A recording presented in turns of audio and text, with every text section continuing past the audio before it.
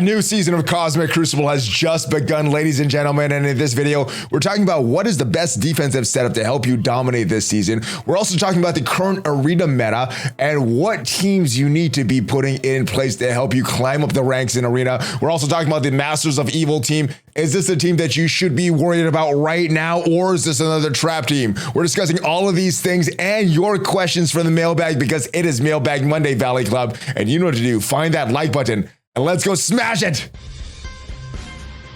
ValleyFlyin.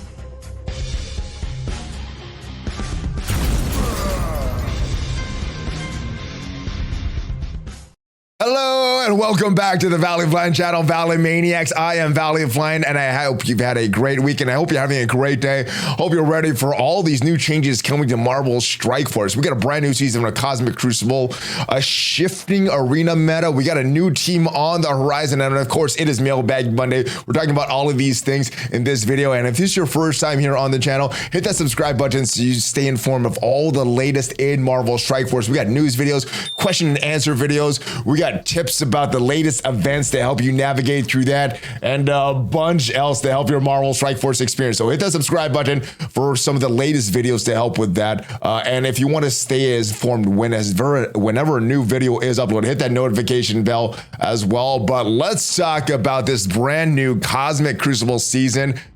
What do you need to do to dominate? Well, it looks like everybody lost the rank this season. And yes, previously, we just ended last season at Masters 1. It looks like now we've got demoted to Diamond 3. And it looks like it's not just myself. It looks like everybody got demoted one level in Cosmic Crucible. We got some new room bonuses as well. So this is what my opponent set up for defense. A pretty beefy turtle defense. And hopefully we have a solution tomorrow with the Valley Club in the morning. So if you want to check out what we're going to do to combat this tough defense, make sure you check out the stream tomorrow morning. But yeah, we have a War Dogs Wakandan room in room 6. We have Spider-Verse in room 5 with another character to go into stealth and Phoenix here. We have the Unlimited X-Men. I don't know how I'm going to get through this room unless I use the Unlimited X-Men of my own, with Hero Mutants gaining revive once and immunity. This could be a big problem in room 4. We have our Fortifier room in room 3, the portable shield device with our Fortifier bonus. It looks like they gave their Fortifier bonus to Kingpin. And we got a Gamma and a Death Seed, who are always rough in this game mode. So that is what we're looking on offense. Now, what we did on defense, we had a pretty easy defense matchup. This is what I'm using. Infinity Watch on defense, Young Avengers on defense. We have this hybrid team here that's still not ready to go. Very low Red Skull. And if you look, we put Fortifier on a few of these characters here. Probably going to take that Fortifier off Red Skull. Just noticed that as we were making this video. So probably going to leave it on Zemo and Kingpin just to get those bonuses there. We got Mutants here. We got the Axemen in room 4. We have a Tangled Web room. 2 of the characters that go into stealth in Spider Noir and Miles. Emma's there for some speed bar manipulation. And then we have our own War Dogs in room 6. So that is what we're running. Let me know what you're running in Cosmic Crucible. This appears to be one of the stronger defenses that we're going up against here. So as far as a strong defensive-minded setup, I think this will be a very strong setup to here, what my opponent is using. And if you're looking for a more offensive setup, I think this is a great initial setup, at least for this first week of Cosmic Crucible, to see how these new bonuses shape out. So hopefully this helps. I know today's battle already started, but if you want to shift your offense and defense for tomorrow and the next day's battle, you can do something similar to this. More of a defensive mind like my opponent went with, or more of an offensive mind would like what I went with. So that is what is coming up with these new characters. But let's talk about this Masters of Evil. So we did pull some stars for Titania earlier today, and if you were on the stream, we got very lucky with the 7 red star Titania. But everybody that pulled these red stars yesterday, as this was supposed to go live from 4 p.m. till about 5:09 p.m. Pacific yesterday, she was not in the orbs, although the banner artwork were not updated. And it looks like some people are going to get some great compensation. So here's the thing, guys. Anytime we're expecting a new character in the game, the red stars aren't there. Open as many as possible, because while the team worked quickly to fix this issue, the player open stars between 4 o'clock Pacific and 5:09 Pacific. They'll be compensated in their near future. And what they've done in the past is, if you've opened like say 10 elite 5s, you would get 10 elite 5s back, and you would get to keep the contents of whatever you got. You wouldn't have Titania in there because she wasn't in those orbs initially, but whatever stars you got and whatever characters, you get to keep those things. So if you open a bunch of elite 7s, you get to keep you get those elite 7s back, and you get to keep whatever red stars you have in these characters. Kind of a bad solution if you weren't lucky enough to open orbs at that time and be on trying to open this stuff. But I guess it's fair to the people that did open it. But yeah, this is going on way too long, guys. But that is what's going on with this Masters of Evil team. Like I said, I'm very tempted to buy this Titania offer. We're at least going to open a couple of these orbs in the store with our power cores, but I'm very tempted to buy this offer. If you got a 7-star in Titania, knowing what we know about this team, would you buy that offer? Let me know in the comments, because what we know about this team is that the Masters of Evil will be a required trade for future legendary character events. We'll be on the lookout for more information on this in future. Now, there was word in the Envoy chat that this is referring to a future legendary character, not Apocalypse, which we're still waiting to see what are some other strike team members. We know that Spider Weaver is required for that game mode. We know that the Horsemen are required. There are some other characters that are required, but we don't know who they are yet. So it won't be the Masters of Evil, but will be some other characters. And it looks like the defense in Cosmic Crucible got very, very tough, especially with these Wakandan room in room 6. Looks like the Masters of Evil are having a lot of bonuses and are going to be able to beat a lot of the rooms there. So if you are a hardcore Crucible player, I would say yes, this game mode is worth investing in, which means that the Masters of the Evil team is worth investing in. If you're someone that is very casual with Cosmic Crucible, I think that's the best place to use this team. And then you could probably skip them if you're casual with Cosmic Crucible. The other thing is that they are a legendary requirement. We don't know for which character. There's been speculation this morning in the Valley Club. Maybe MODOK is the team, the character that this team is going to release, but we have no word yet. So that is the factors to consider. Legendary unlock, very good in Crucible, and if those two things aren't important to you, I think you could skip this team. If those two things are important to you, probably have to start investing in these characters. Maybe not right now as far as levels and gear and everything, but try to get as many red and gold stars on these characters. So let me know what you're going to do with this Masters of Evil team and Titania. I am very torn because Cosmic Crucible is a very important game mode as far as resources. I do want to collect all these legendary characters just for content, so I'm probably going to buy this character. But if those two aren't considerations for you, let me know what you're going to do. Obviously, Crucible is very important. Legendary characters are very important. But if those two things aren't important to you, I think you could skip this team and this character. But if they are, then yes, use some Amazon coins, guys. We're going to use Amazon coins if we do get this offer for Titania later. But let's go ahead and check out your questions for the mailbag because, of course, it is Monday, guys. First question, what are all the characters that I need to take to tier 17? And should I wait until the very last second to do things in case things change? So BK Nets actually has the correct answer. All Horseman teams are who you need to get to gear 17. I personally don't have a lot of characters at gear 17 right now. I think I have 3 characters at gear 17.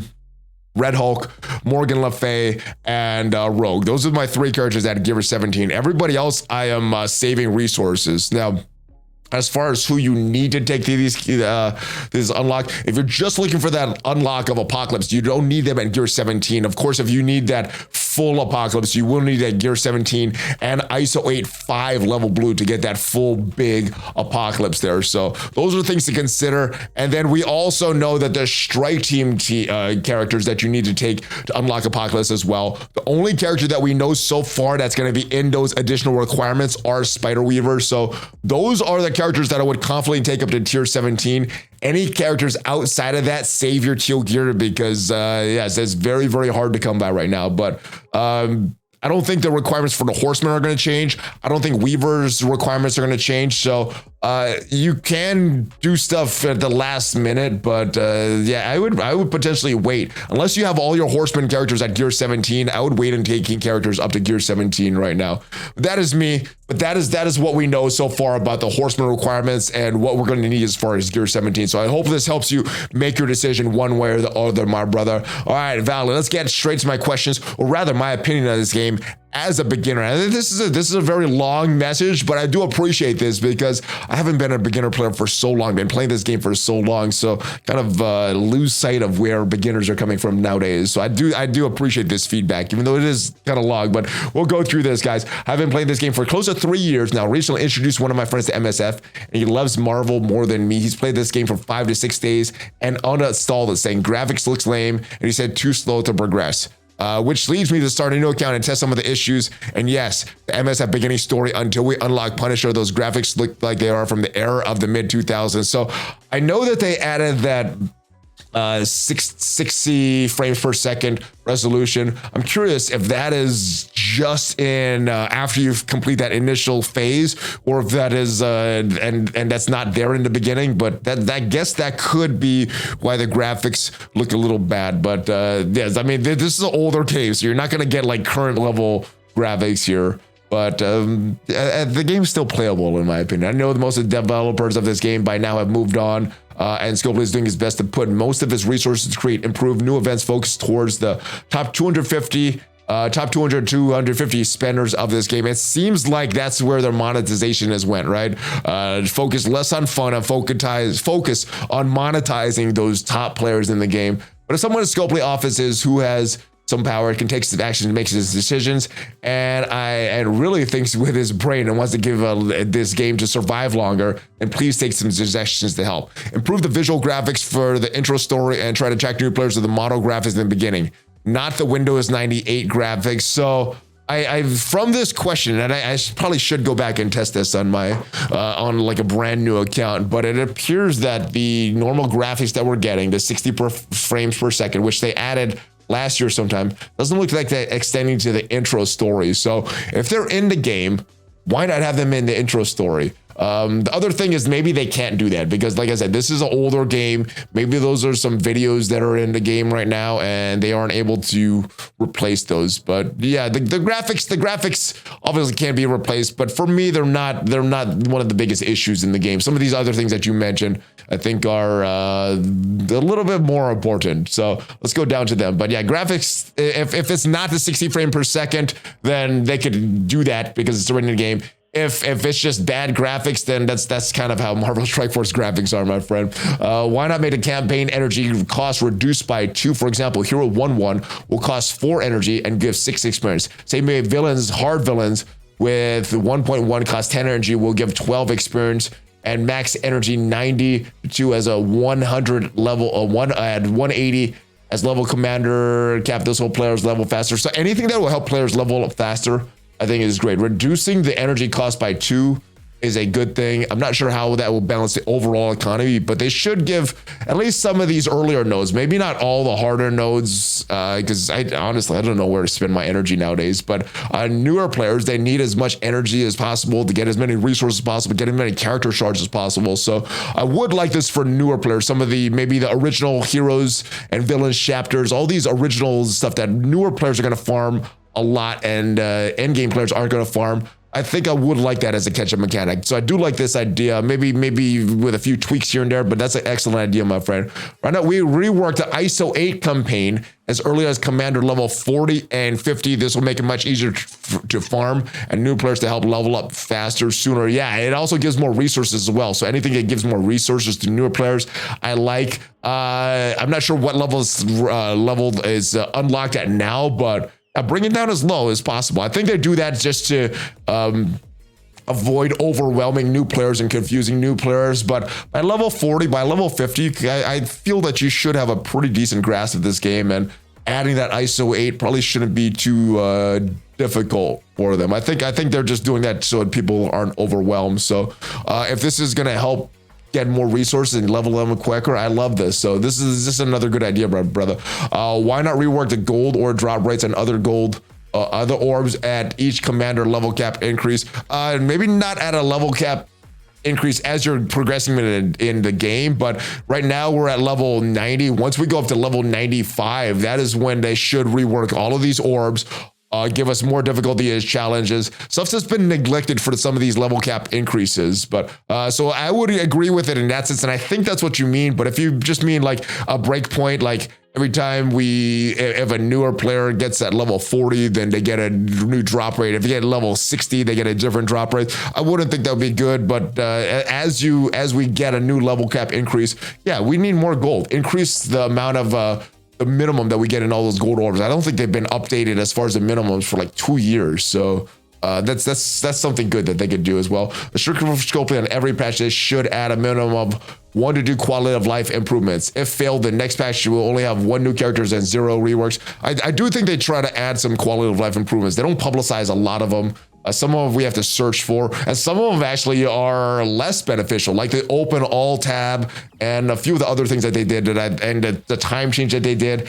I think these quality of life changes sometimes are for the negative, but I think they do try to add a few things here and there. They don't publicize it as much as the things that are making them money, but I like the idea of this stuff, and I do think that they need to help new players and make it a better experience for players just starting the game. Maybe put an offer in there or something, a very cheap offer or something as far as a catch-up mechanic, so that players that are playing this 4-year-old game can get to the end game a lot faster than I did. That is needed for the health of the game, in my opinion. At ValleyFlyin, you think I should invest in Underworld? I'm currently building Death Seed, am planning on building Rebirth, and my Underworld has a Gear 12 with Taskmaster at 14, Mr. Negative at 13. I'm not sure if this team will last long since they're only good in War. They're actually very good in Crucible as well, and they're very, very good in War. So as far as that, I think they're going to have some value for a while because of their value in War right now. They're very good. They're very fast. They're great on offense, they're great on defense, and pretty much the same thing on Crucible, especially Crucible defense and all these Spider-Verse roam bonuses that we have. As far as what you're building up right now, Rebirth is a raid team. That's something that you're going to use every single day. The Death Seed, that is a raid team. That's something you're going to end up using every single day. Now, if you already have a Web Warriors or a strong Gamma team, you may not need to build up Rebirth right away, but if you don't have either of those and you guys are doing these raids, they're going to be the best bio raid team. So as far as what you're doing, personally, I would probably be doing the same thing. Death Seed and Rebirth, those are 2 raid teams. And in my opinion, because raids are every single day, whereas a mode like War or Crucible is 3 times a week, those will get priority. Once those are done, and you have no other priorities that you're working on, feel free to invest in your Underworld, because they're a great team in War, great in Crucible. Not going to give you too much value outside of that. And but once you have your arena team set, once you have your raid team set, then just build the teams you have. They're fun. And if you think Underworld's a fun team, and build them up. They're going to give you some value though. So you could wait. And I think they're going to be in the meta for a little while, at least as far as War, and probably at least as far as Crucible because of the bonuses that we have right now. Hey, ValleyFlyin, wonder if you could use some of your influence to get the MSF.GG guys to update the Dark Dimension calculator to include an Apocalypse calculator showing how many more mats we need to collect for Horseman teams. It was really helpful with Dark Dimension 5 when it came out, and I think it would help players identify how far they off for the big boy Apocalypse. Thanks. I will reach out to them. I do like this idea. Because I've been wondering that myself. And now that we have all the in-game resources, all of our inventory synchronized with MSF.GG like that, I think this makes a lot of sense. So I will reach out to Brother Ty J and Pimp Toxie. They're awesome guys, and they're always trying to improve the site. So I think they would love an idea like this, brother. All right, hey, Valley, just finished watching Dorky Dad's Tier 5 ISO 8 recommendations for the Horseman at the time of this post. I know that waiting is imperative, so I'm not in panic mode about how badly screwed up some of the ISO 8 tier 4s are already. LOL. My opinion is that, yeah, there's some ISO 8s that I'm switching as well, my friend. My question is this: do all you CCs come up with your own recommendations by yourself, or kind of collaborate together for the majority of the recommendations? So I think each CC does it differently. I know there's some content creators that collaborate with each other and come up with ideas for the whole community. Some do it by themselves. I'm someone that kind of does it by myself. I just look at what makes sense on this character based on what I'm seeing. If Raider would help them, a Striker would help them, a Skirmisher would help them. I just kind of see, and I put those recommendations out. Now, a lot of times I will switch those recommendations because on those initial orb opening videos, that initial T4 recommendations, sometimes it does take into account the entire team of what the rest of the team is going to do. Sometimes it's look at that character in a vacuum. So a lot of times I will go back and switch, but I think it really depends on the content creator on what they do. For me, myself, I asked the Valley Club recommendations. Like I said, I look at what I think makes sense. In the morning, when I'm recording videos and on stream, I'm thinking I share my thoughts with the Valley Club. So we kind of come up with stuff together. But every content creator does things differently. I'm always torn on whose recommendations to use. Ever since this guy stopped playing, I feel good with his recommendations. But nowadays with Mobile, Dorky, Remnex, Goofy, Hardgrave, all kind of offering different opinions, it's harder for the free-to-play player, former Dolphin Whale, to make mistakes that have been made. I feel the same way. And the good thing about these ISO 8, all the ISO 8 level green stuff is pretty easy to farm. So if you're switching between green, it's pretty easy to farm. The ISO 8 all the way up to level 3 blues are pretty easy to get as well. So switching back and forth all the way up to ISO 8 3 level green shouldn't be that big of a deal.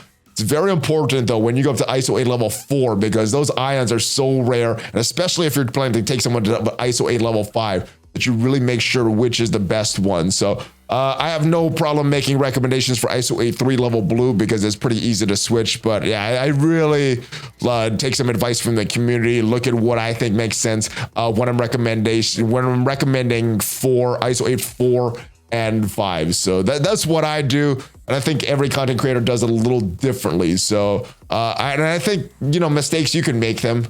Just don't make them on 4 and above on your blue ISO 8s, my brother. Valley, look at the Rebirth team kits, especially Agent Venom and US Agent's passive. Each does something on a Rebirth ally block. And but what happens on an AoE attack? Let's say on an AoE attack, both Captain America and US Agent block. Will Agent Venom attack twice? Will US Agent fill speed bar twice? After 2 team members block, but this action only happen once per attack because this is because some crazy passives if they trigger per block. Now, again, a lot of the stuff in the game is inconsistent. So someone's gonna really have to look at the code and see exactly what happens. But I believe how they've handled this in the past is that they're gonna do it per attack. So if an AoE attack hits 5 members, it's gonna be based on that attack doing whatever passive should have triggered. And if they do it again, it's gonna be based on that, instead of how many characters block during that attack. Now, it could be totally different, and I haven't really built up my Rebirth team, haven't been able to really use them on a test server, so I don't have firsthand knowledge of this team. So somebody else in the Valley Club, you might know, leave a message in the comments if you know exactly what happens with these when an AoE attack hits this Rebirth team. Do all of their passives trigger multiple times, or is it once per attack? My guess is it's once per attack, but I could be wrong on this because I haven't really tested this team too much. So hopefully someone leaves that in the comments, and hopefully they confirm I'm right, so we don't have to go down this again in a couple weeks. All right,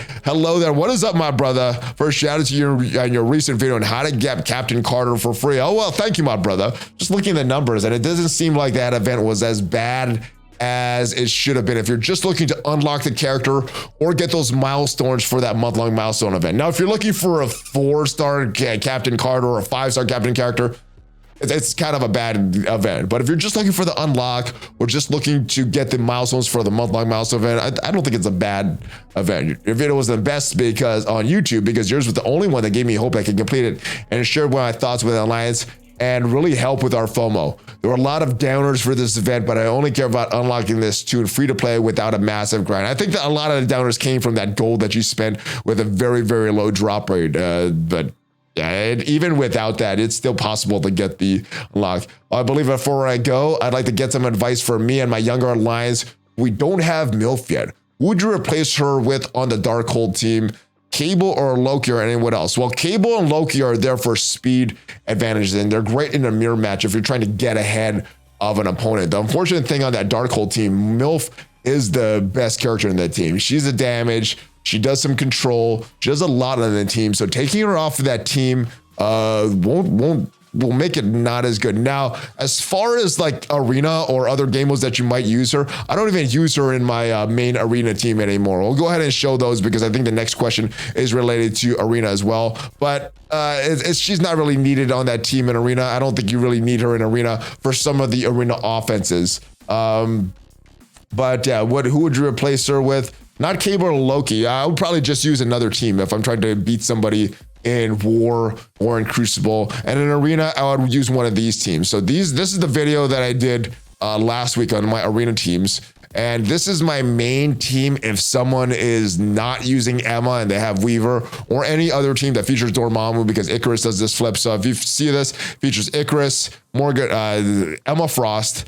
Spider-Man 2099, Weaver, and Cersei. So this is a team I use against any non-Emma team, and it usually does pretty good. And this is a team that I use against a team that has the Weavers, the Tangleweb, excuse me, Weaver and 2099 and Emma. Hella helps them get in front of them.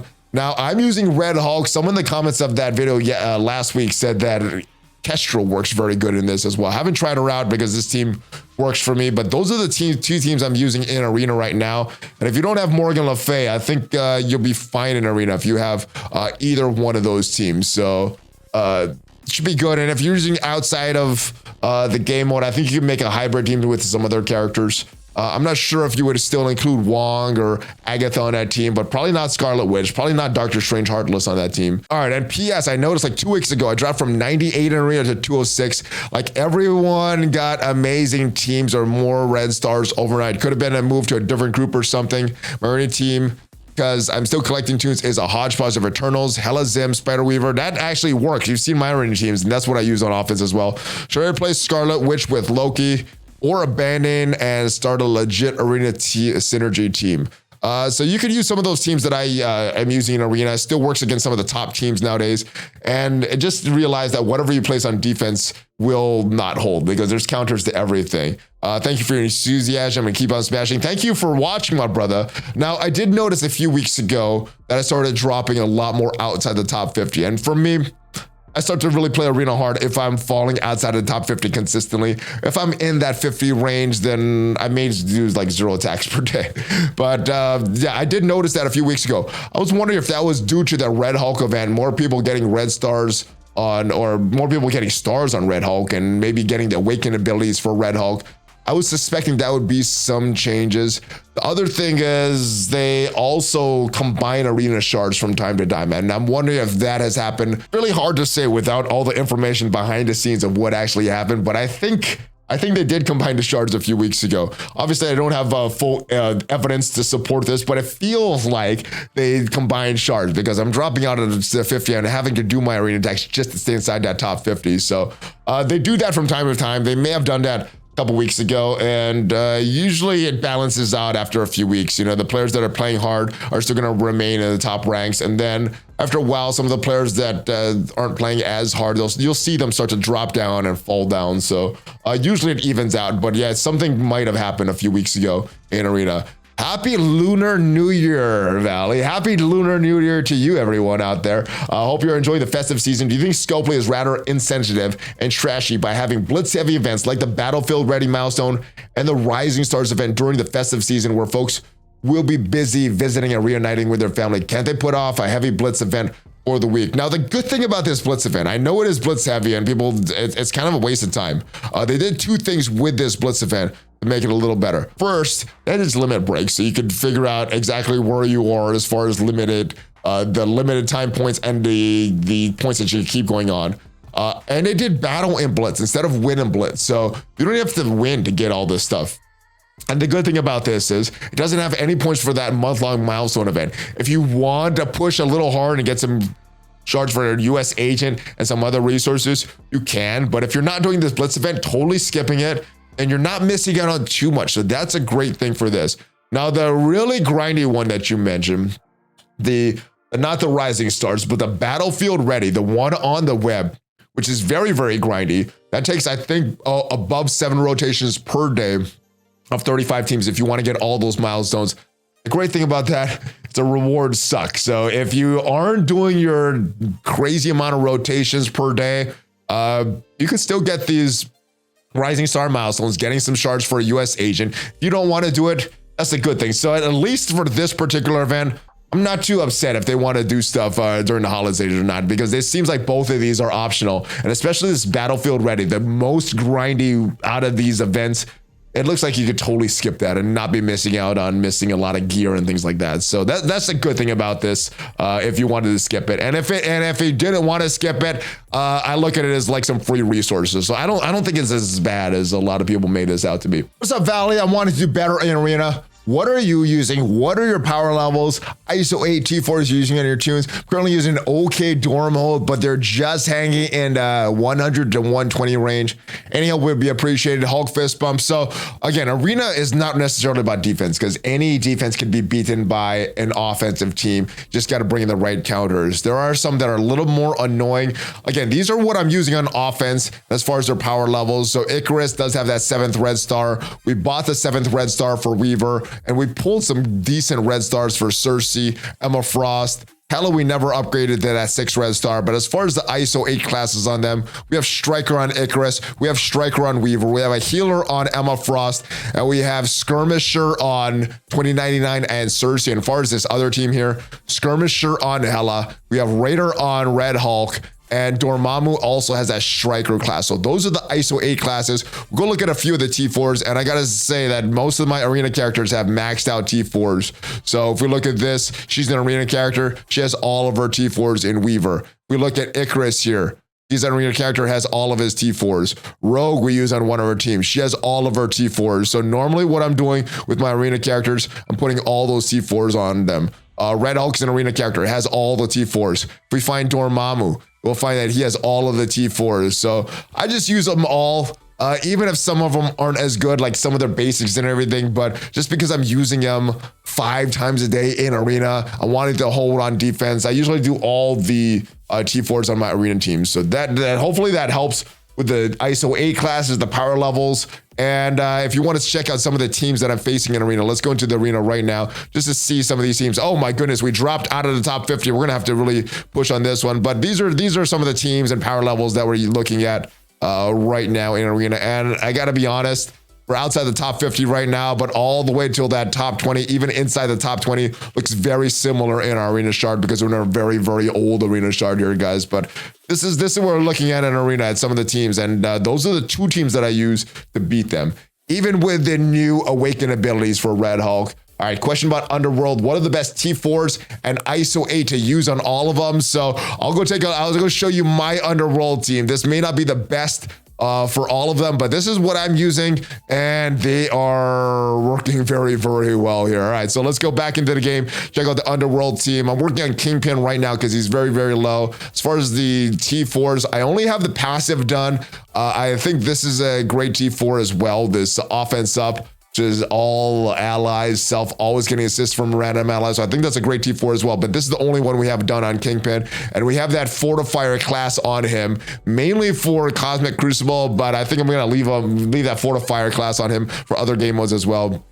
We have Taskmaster here and a Skirmisher ISO 8 class. We have the ultimate and the passive T4 as well. Mr. Negative, we have the special, ultimate, and passive done, and he's a striker on the team. Next is Green Goblin. He has a Skirmisher tagger. Actually, this is the Raider class here. Yeah, this is the Raider class. I get confused in them sometimes, but this is a Raider class. We haven't done any of the T4s. We may go back and do some T4s as he's built, but as you can see, he's only level 61, so I haven't put too much into the Green Goblin. And last but not least is Nobu, who's arguably the MVP in Marvel Strike Force because yeah, he dies, he can still bring characters back to life. We have the Healer ISO 8 class on him, no T4s, only level 61, but I think that's what we're gonna leave. We're gonna leave the Healer class on him, and we may or may not do the T4s because this Underworld is punching up very good, just having a big Taskmaster and just having a big Mr. Negative. That is it for this video, guys. Let me know what you're doing with your Masters of Evil. Let me know what you're doing with Crucible defenses, and how are you gonna do this Famine Rogue Scourge event, if you're gonna buy this Titania offer as well. Hopefully you guys have a great rest of your day. Hopefully you're enjoying Marvel Strike Force. Hopefully you're enjoying the channel. If you enjoyed this video and made it all to the end, thank you for watching, and hit that subscribe button for more Marvel Strike Force content. Like I said, at least 5 Marvel Strike Force videos per week on this channel. I will see you guys next time. Check out some of the sponsors down below, and check out some of the other videos if you want to support the channel. See you guys next time. Hulk fist bump, ValleyFlyin out. Have a great day, guys.